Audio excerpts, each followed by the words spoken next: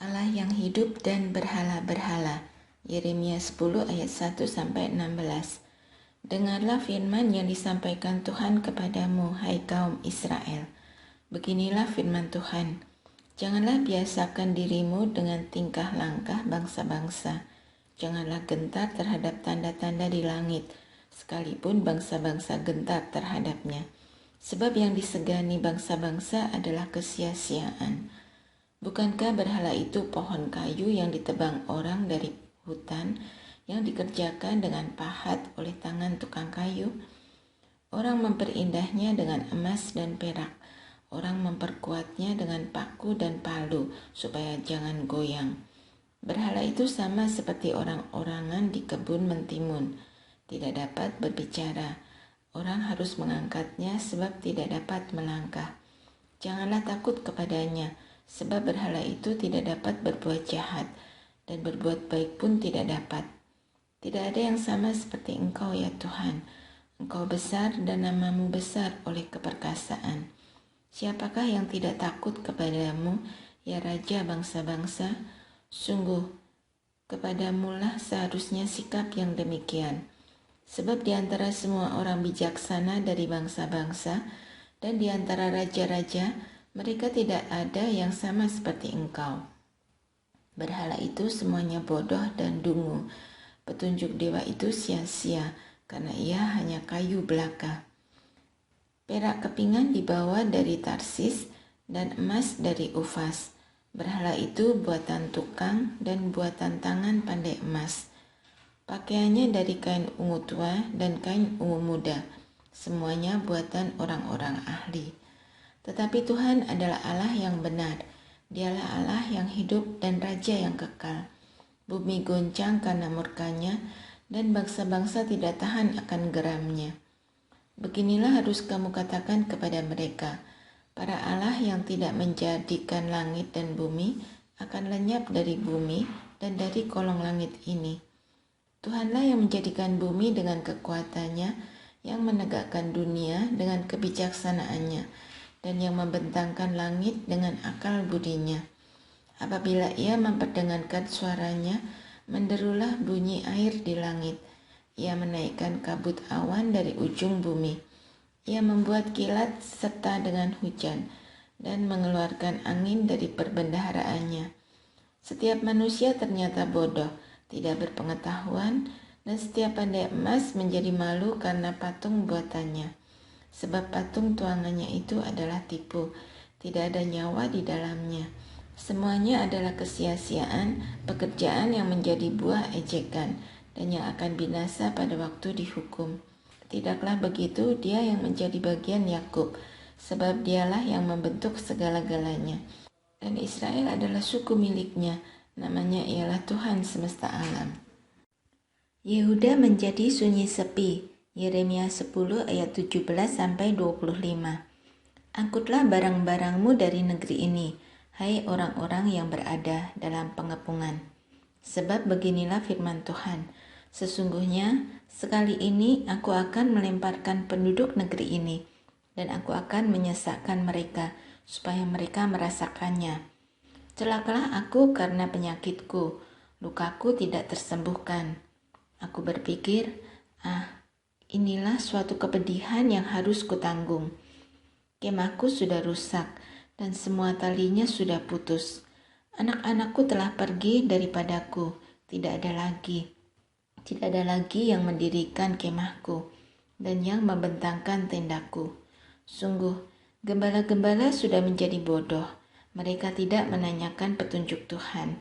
Sebab itu, mereka tidak berbahagia, dan seluruh binatang gembalaan mereka cerai-berai. Terdengarlah suatu berita, bunyinya, kegemparan besar akan datang dari tanah sebelah utara, untuk membuat kota-kota Yehuda menjadi sunyi sepi, menjadi tempat persembunyian serigala-serigala. Aku tahu ya Tuhan, bahwa manusia tidak berkuasa untuk menentukan jalannya, dan orang yang berjalan tidak berkuasa untuk menetapkan langkahnya.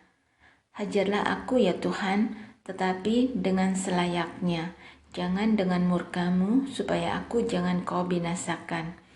Tumpahkanlah kepanasan amarahmu ke atas bangsa-bangsa yang tidak mengenal Engkau, ke atas kaum-kaum keluarga yang tidak menyerukan namamu. Sebab mereka telah memakan Yakub dan menghabisinya, dan membuat tempat kediamannya menjadi puing. Perjanjian Allah diingkari. Yeremia 11 ayat 1-17. Firman yang datang kepada Yeremia dari Tuhan bunyinya, dengarlah perkataan-perkataan perjanjian ini dan sampaikanlah itu kepada orang Yehuda dan kepada penduduk Yerusalem. Katakanlah kepada mereka, beginilah firman Tuhan Allah Israel.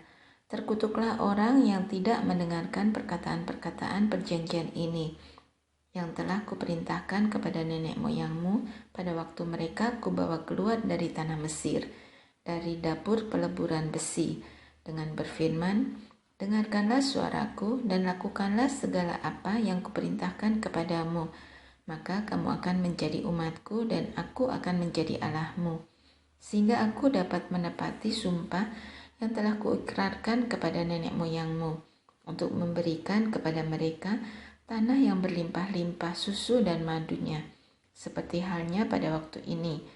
Lalu jawabku, begitulah hendaknya ya Tuhan.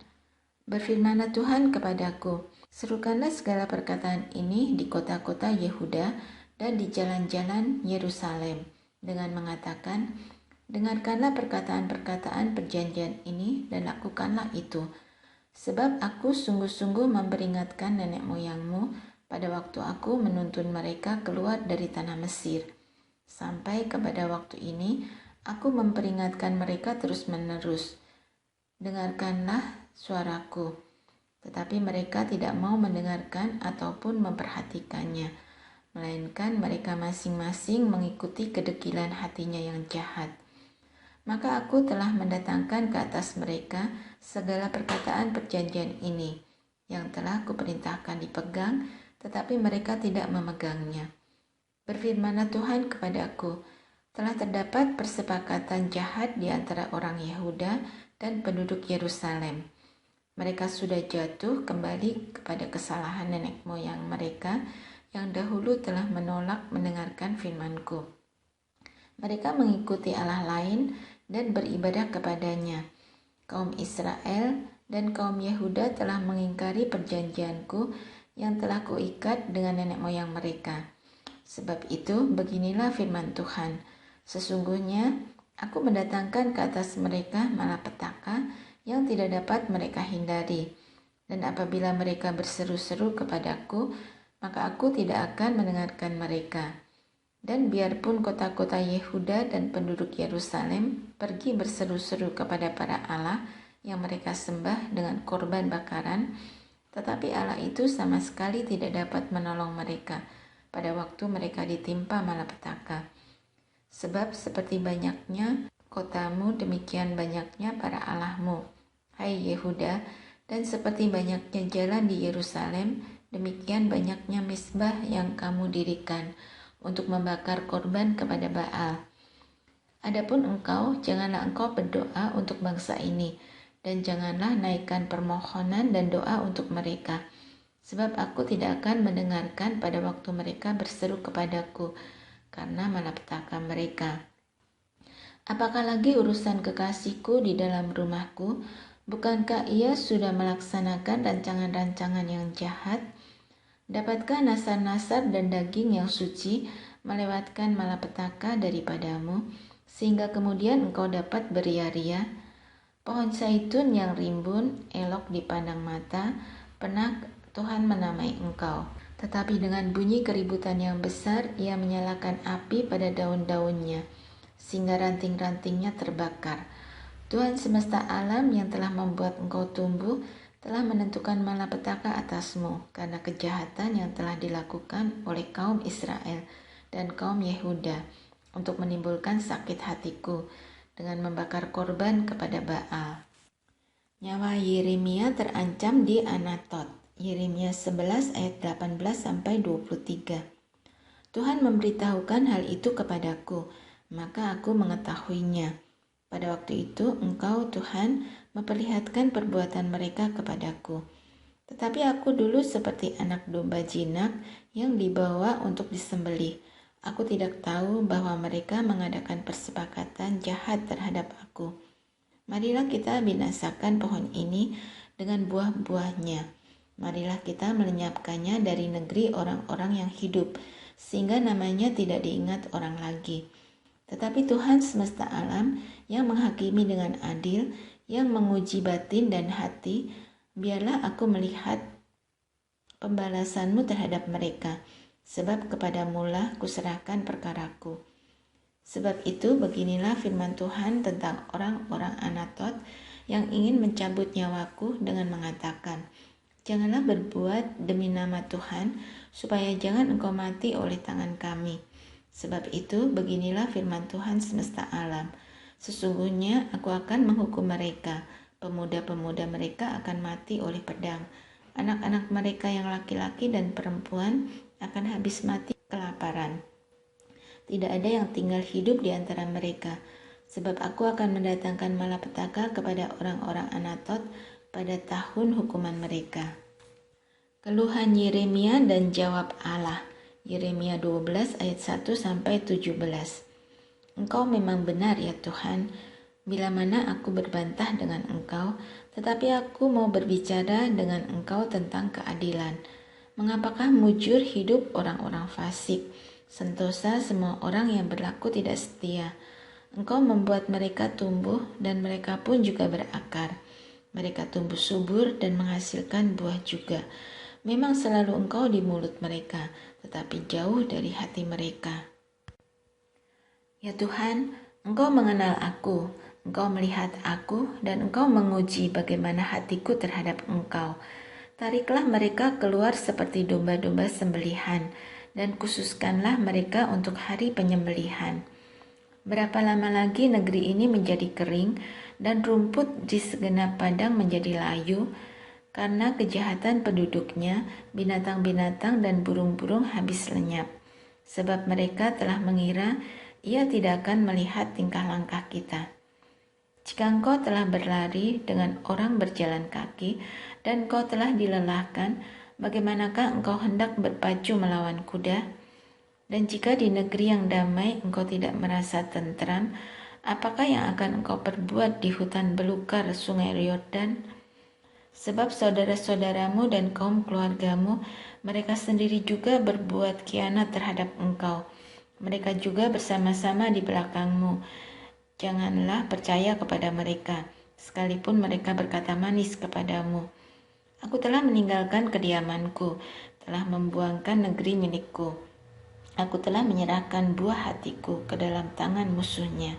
Negeri milikku sudah menjadi seperti singa di hutan bagiku. Ia mengeraskan suaranya menentang aku, sebab itu aku membencinya.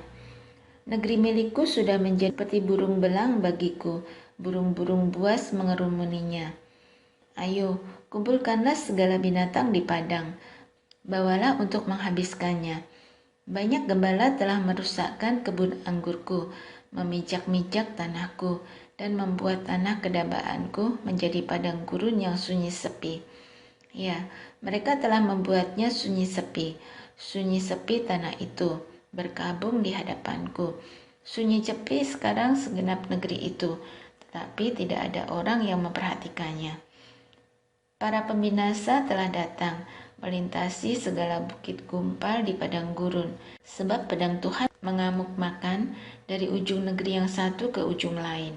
Tidak ada damai bagi segala yang hidup.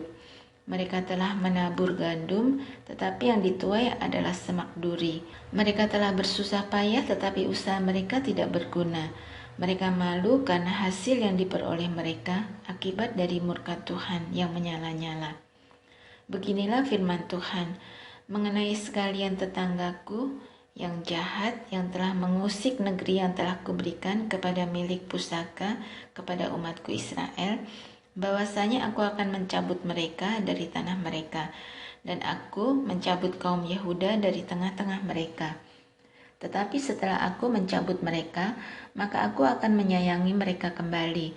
Aku akan mengembalikan mereka masing-masing ke milik pusakanya, dan masing-masing ke negerinya.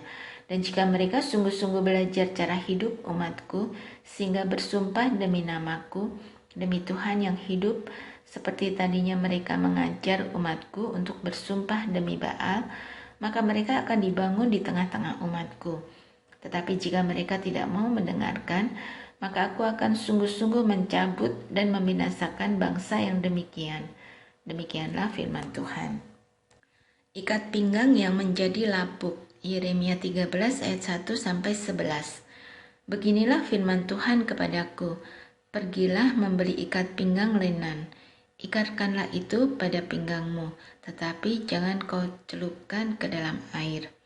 Maka aku membeli ikat pinggang seperti yang difirmankan Tuhan, lalu mengikatkannya pada pinggangku. Sesudah itu datanglah firman Tuhan kepadaku untuk kedua kalinya. Bunyinya, ambillah ikat pinggang yang telah kau beli dan yang sekarang pada pinggangmu itu. Pergilah segera ke sungai Efrat untuk menyembunyikannya di sana di celah-celah bukit batu. Maka pergilah aku, lalu menyembunyikannya di pinggir sungai Efrat seperti yang diperintahkan Tuhan kepadaku. Sesudah beberapa waktu lamanya berfirmanlah Tuhan kepadaku, pergilah segera ke sungai Efrat, mengambil dari sana ikat pinggang yang kuperintahkan kau sembunyikan di sana. Maka pergilah aku ke sungai Efrat, lalu aku menggali dan mengambil ikat pinggang itu dari tempat aku menyembunyikannya. Tetapi ternyata ikat pinggang itu sudah lapuk, tidak berguna untuk apapun. Lalu datanglah firman Tuhan kepadaku. Beginilah firman Tuhan, demikianlah aku akan menghapuskan kecongkak-bongakan Yehuda dan Yerusalem. Bangsa yang jahat ini, yang enggan mendengarkan perkataan-perkataanku, yang mengikuti kedegilan hatinya, dan mengikuti Allah lain untuk beribadah, dan sujud menyembah kepada mereka, akan menjadi seperti ikat pinggang ini yang tidak berguna untuk apapun. Sebab seperti ikat pinggang melekat pada pinggang seseorang, demikianlah tadinya segenap kaum Israel dan segenap kaum Yehuda kulekatkan kepadaku. Demikianlah firman Tuhan, supaya mereka itu menjadi umat, menjadi ternama, terpuji dan terhormat bagiku. Tetapi mereka itu tidak mau mendengar. Buyung anggur yang dipecahkan. Yeremia 13 ayat 12-14. Katakanlah kepada mereka firman ini. Beginilah firman Tuhan Allah Israel. Setiap buyung harus dipenuhi dengan anggur. Dan jika mereka berkata kepadamu, masakan kami tidak tahu betul bahwa setiap buyung harus dipenuhi dengan anggur? Maka katakanlah kepada mereka, beginilah firman Tuhan. Sesungguhnya seluruh penduduk negeri ini akan kupenuhi dengan kemabukan. Para raja yang duduk di atas tahta Daud, para imam, para nabi, dan seluruh penduduk Yerusalem. Aku akan membantingkan seseorang kepada yang lain sampai mereka hancur. Bapak-bapak dengan anak-anaknya, demikianlah firman Tuhan. Aku akan membinasakan mereka tanpa belas kasihan, tanpa merasa sayang dan tanpa ampun. Peringatan dan ancaman. Yeremia 13 ayat 15-27. Dengarlah, pasanglah telingamu, janganlah kamu tinggi hati, sebab Tuhan telah berfirman, permuliakanlah Tuhan Allahmu, sebelum Ia membuat hari menjadi gelap, sebelum kakimu tersandung di atas bukit-bukit yang diliputi senja, sementara kamu menanti-nantikan terang. Tetapi Ia menjadikan hari kelam pekat dan mengubahnya menjadi gelap gulita. Jika kamu tidak mau mendengarkannya, aku akan menangis di tempat yang tersembunyi oleh karena kesombonganmu. Air mataku akan berlinang-linang, bahkan akan bercucuran, oleh sebab kawanan domba Tuhan diangkut tertawan. Katakanlah kepada raja dan kepada ibu suri, duduklah di tempat yang rendah sekali, sebab mahkota kemuliaanmu sudah turun dari kepalamu.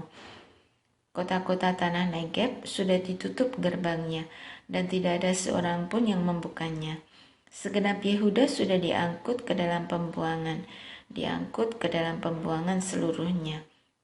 Layangkanlah matamu, hai Yerusalem, dan lihatlah, ada orang-orang datang dari utara. Di manakah kawanan ternak yang diberikan kepadamu? kambing domba yang menjadi kemuliaanmu? Apakah yang kau katakan apabila diangkat menjadi kepalamu orang-orang yang kau perlakukan sebagai pacar? Bukankah kesakitan akan menyergap engkau seperti halnya seorang perempuan yang melahirkan? Dan apabila engkau bertanya dalam hatimu, mengapakah semuanya ini menimpa aku? Karena banyaknya kesalahanmu lah, maka disingkapkan ujung kainmu dan engkau diperkosa. Dapatkah orang Ethiopia mengganti kulitnya atau macan tutul mengubah belangnya? Masakan kamu dapat berbuat baik, hai orang-orang yang membiasakan diri berbuat jahat? Aku akan menghancurkan mereka seperti sekam yang diterbangkan angin padang gurun. Itulah nasibmu, bagianmu yang telah kuukur untukmu. Demikianlah firman Tuhan. Karena engkau melupakan aku dan mempercayai dusta, aku pun juga akan mengangkat ujung kainmu sampai kepada mukamu, sehingga kelihatan auratmu. Sinahmu dan ringkikmu, persundalanmu yang mesum di atas bukit-bukit dan di padang-padang. Aku sudah melihat perbuatanmu yang keji itu. Celakalah engkau, hai Yerusalem, berapa lama lagi hingga engkau menjadi tahir?